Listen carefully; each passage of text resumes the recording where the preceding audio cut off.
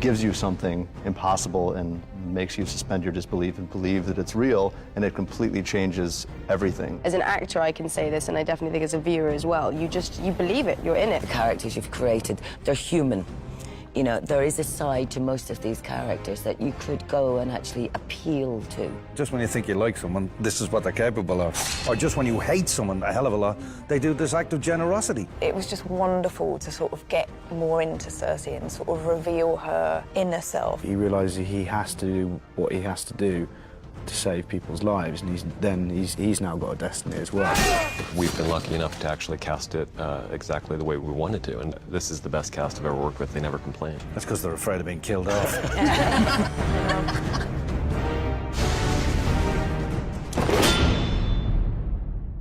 So the second book in George Martin's series is Clash of Kings, and the second season follows Clash of Kings. And there are now, you know, whereas the first season Robert Baratheon was the one commonly accepted king, now there are 4, 5, maybe even 6 people declaring themselves kings. Who's the rightful king? Stannis. Joffrey Baratheon. Absolutely Stannis. How's it Joffrey? He's not even a... Yeah, no, obviously it's Dany, but I don't know, technically at the time for you guys, I suppose it's Stannis, obviously, but it's not really, it's because you're just usurpers, or you. So Michelle, Rob talks a lot about not wanting to be king, and now, do you buy it? Do you really think? I think he's protesting a little bit much. Do you think he would like to sit in the Iron Throne? It's lovely to watch and have those scenes with Richard, because you see the natural progression as well of a young man taking on the mantle of authority. And I think the more he becomes used to it and the more success he has, the more confident he becomes, and the more he wants to be king. In your mind, when you're playing Dany, why does she want to be queen? Why does she think she has the right to be queen? It's something people really question you on for the first time this season. Nobody ever asked why. It was just, it was what was. Because and now in this season, option. Everybody's pushing you. Yeah. And they're asking you, well, why do you think? I think that it's something that she just can't control. It's something that is just, it's a destiny that she has. And it's so kind of shocking to her that it's ever going to be questioned, because it's like, if I had a choice, I wouldn't do this. I wouldn't go after this. I wouldn't be given the situation I've been given. I don't have a choice. It's been thrust upon me.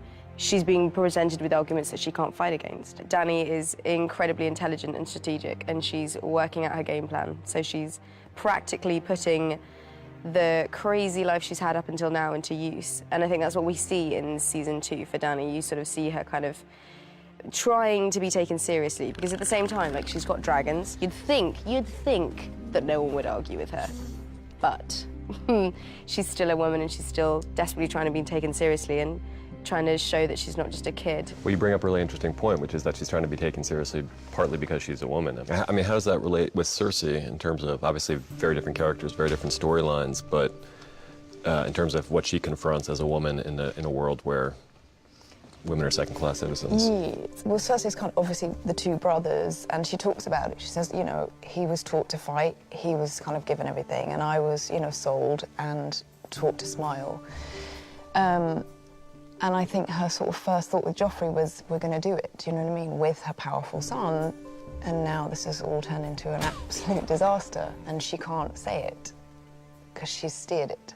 But her fight, you know, as a woman and as just generally being more easily disregarded, I think that bites her all the time. She doesn't have Jaime there to confide in, and she's only got Tyrion, and she comes to a breaking point where she does try to, but they're so dysfunctional that it doesn't work. That's one of my favorite bits in the season, when she realizes the only person she can talk to, even remotely, is her brother, who she loathes, but they share so much history that he's the only one who really understands, and they try to have that moment and fail. To me, that was a really effective moment. Well, there's that wonderful moment where you're saying to Tyrion, I mean, you're the only one who's taken it seriously. Jaime has always been, there's kind of a sense of entitlement with Jaime, where everything came easily for him. He's the eldest son, he's the great fighter and everything. He never took it seriously. And then, of course, Tyrion makes a joke about it, and, you know, this moment where you're revealing a lot about yourself, he just uses it as ammunition.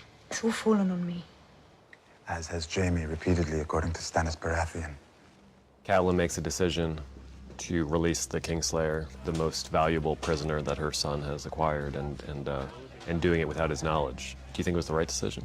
I genuinely think it comes from, with Catelyn, it comes from a very honest, loving place. She wants her daughters back. She is deceived to go on to become the deceiver too, because Littlefinger gets to her, and he plants the seed in her mind whilst giving her her husband's bones. And I think it's something that very gradually builds, because even in that scene, she says, "Do you think I keep secrets from my son?"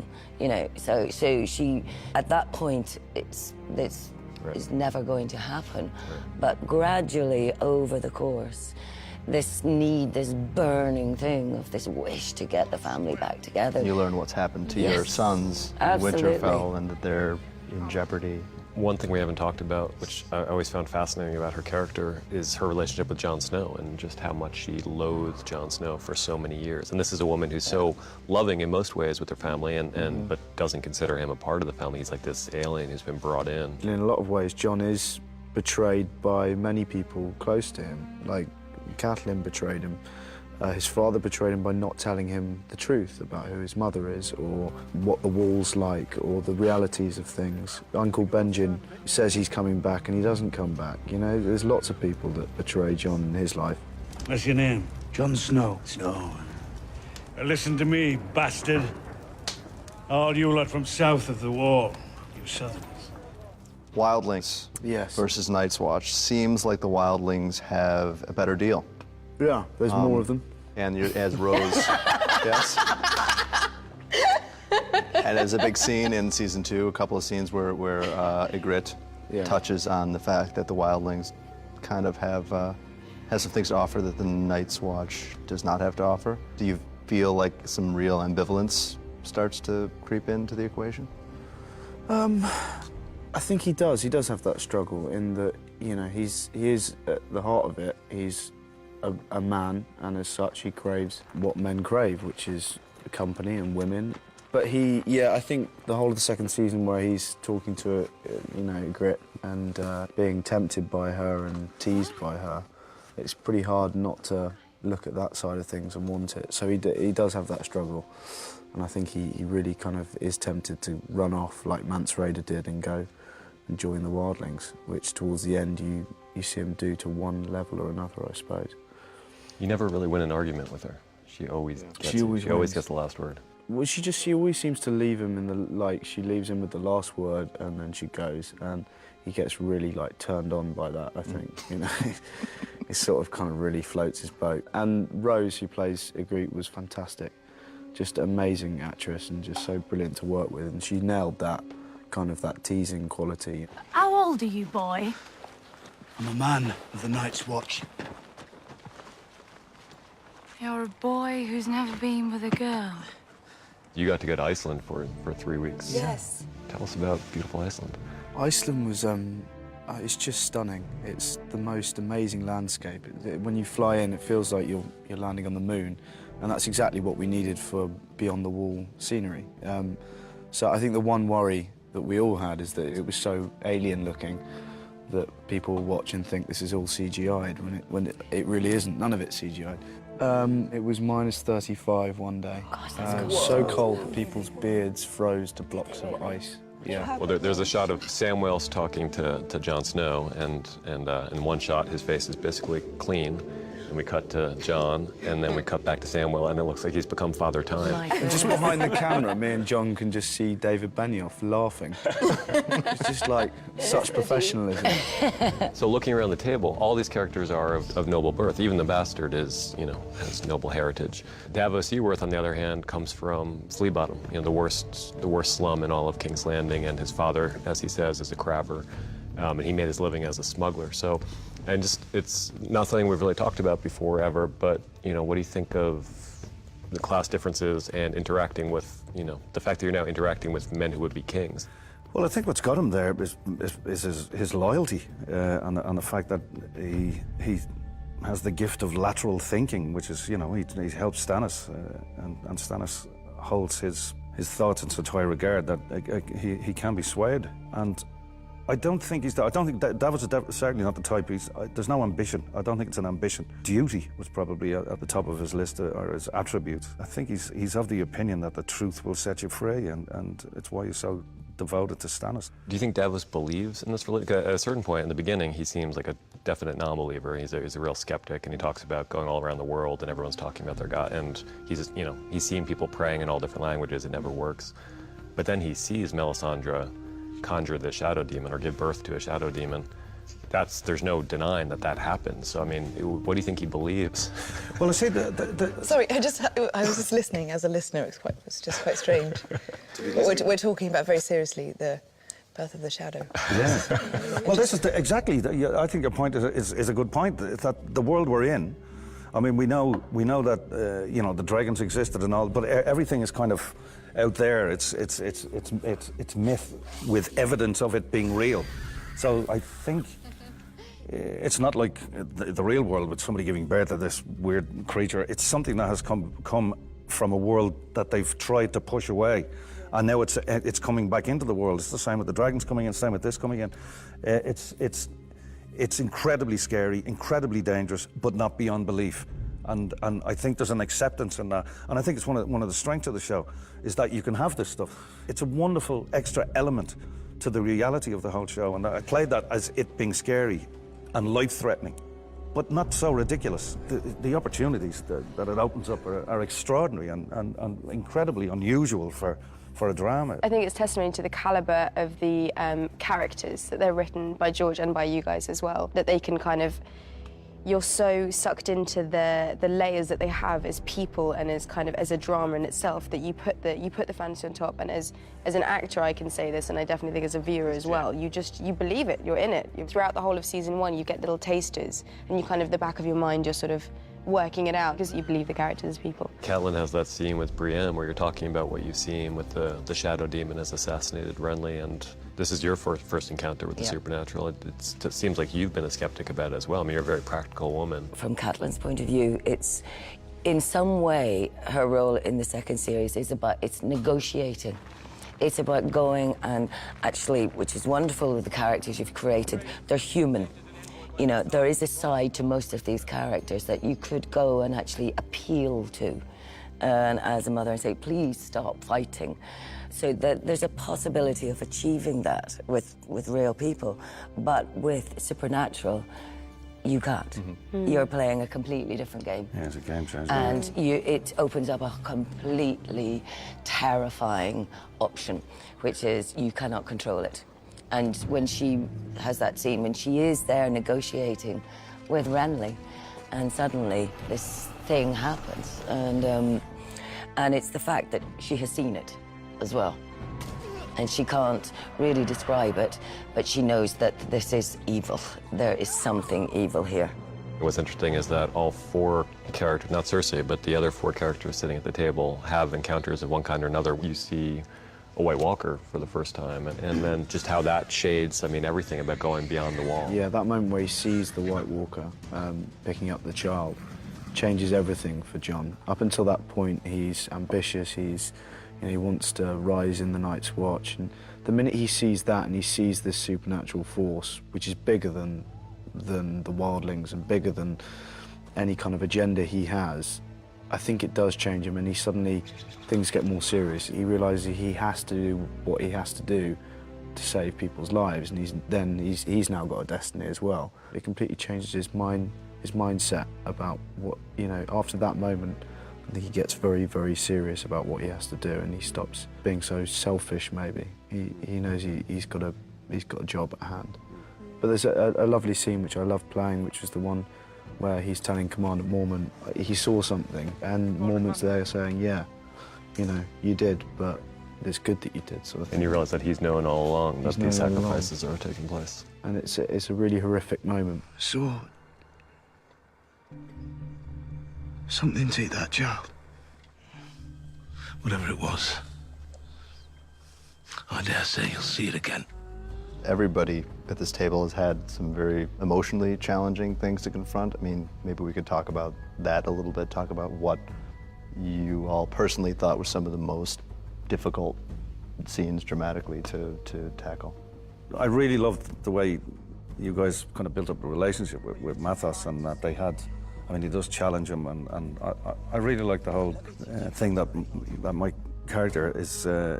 He's uneducated, but he's loyal, and he's searching the right place, and he's good. He's got street smarts, and this bizarre situation where his son has been brought up and educated, and his son is now trying to better him or get him to better himself. I love that journey because their relationship was so lovely with each other. It is. It would be so easy to mock the religion of the fire god, but then, you know, he has that really wonderful moment that the two of you played together where he's talking about praying for you when you were off at sea and how you always came home. And on the boat, that was... But it's also really evident the pride you take in your son and the fact that he is literate and that he'll be a knight someday and that he is someone who's so trusted by the king that he is writing down the king's letters and all. I mean, that seems very real. And yeah, he's got a future, and to have that all taken away, I think it just adds a great pathos to the whole thing. It's what's wonderful about the show is those interpersonal relationships and the loyalties. I have faith in the Lord of Light. I have faith in our cause. And I have faith in my captain. What was it like to work half your season on a boat that was built in a parking lot and pretend like you were actually at sea? Well, I'm still, everything I look at is still green. I've gone down. So it's weird. I've got a monochrome retinas now. No, it was wonderful. It was wonderful, and especially episode 9 with the war.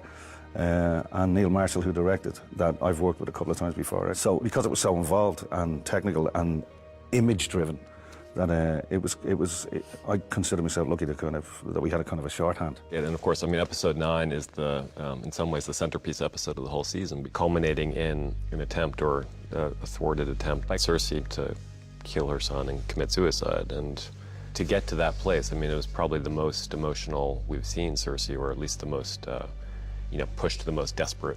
That was kind of extraordinary to film anyway, because I've got a little boy, and you can put yourself there for sure. She doesn't want any harm to come to her children, and so she's like, if I take his life, and we'll be together.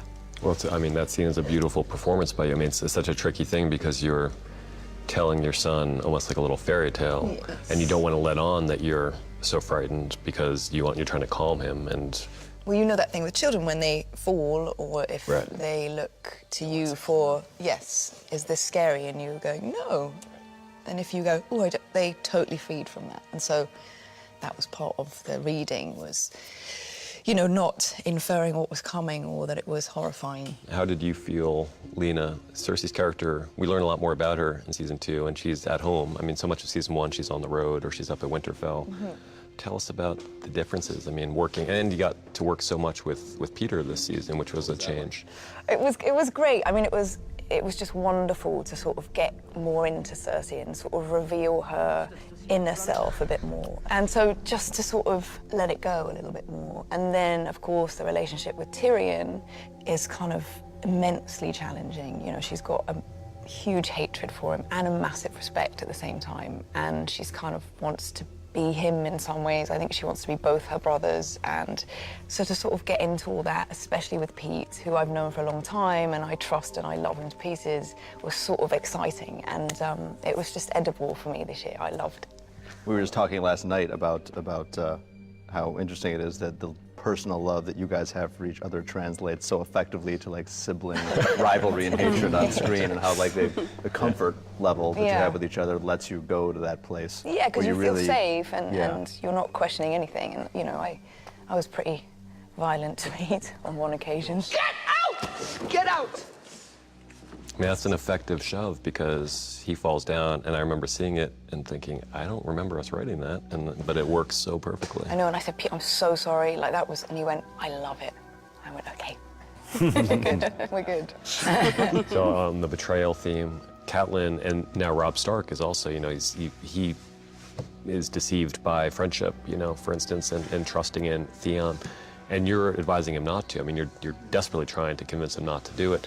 It must be immensely frustrating, I guess, for the character to wish she had power as opposed to just being the one who can whisper and give advice. Yeah, right. Also, I think in the nature of that relationship as well, it's that thing of not wanting to emasculate either. You can't go in and say, no, don't do this because it's terrible, you know.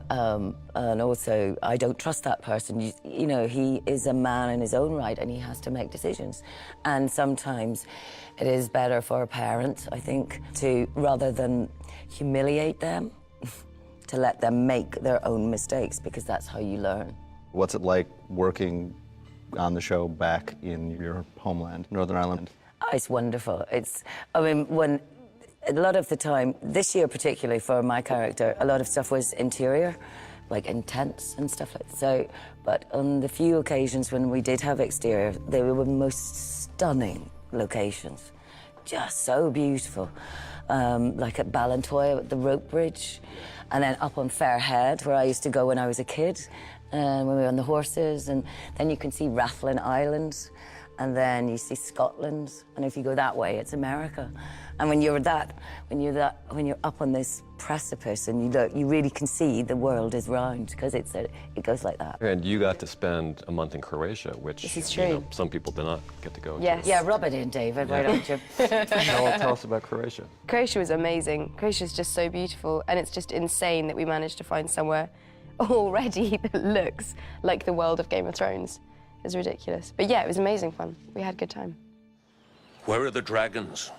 Will you betray her again? Never. Daenerys famously is betrayed several times over the course Several times. of the series. Yes. Your character's not aware of all of them yet, but No. But one of them, I mean, one of your most trusted handmaidens. Yeah. What was that like? Well, it was because it caught me unawares. It caught me when I wasn't looking. I was concentrating on these crazy people in Carth not believing me, and she's not just kind of sitting on her laurels waiting for stuff to happen. She wants to go and actively cross Narrow Sea and take back the throne and start making an active kind of attempt to fulfill the destiny that she's got. So she's not looking when that happens. She doesn't have anybody that she can rely on or trust. And the only things that she has is these things that she's created, these dragons, and she puts everything into them. Her destiny, her hope, absolutely everything. So she's pretty untrusting of people as it is. So then when I think this happens, it's like, what?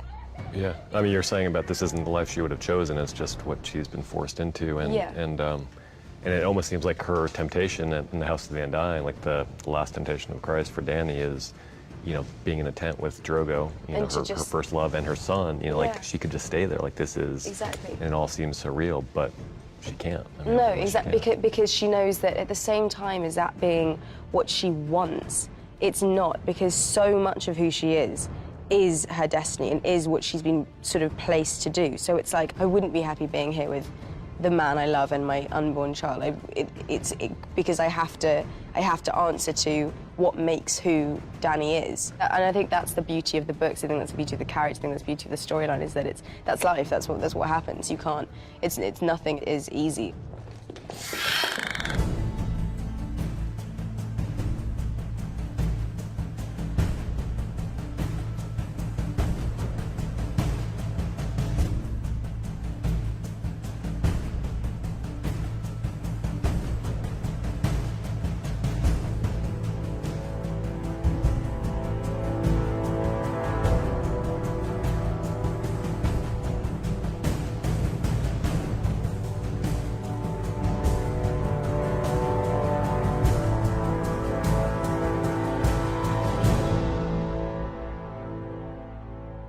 And good night. Awkward.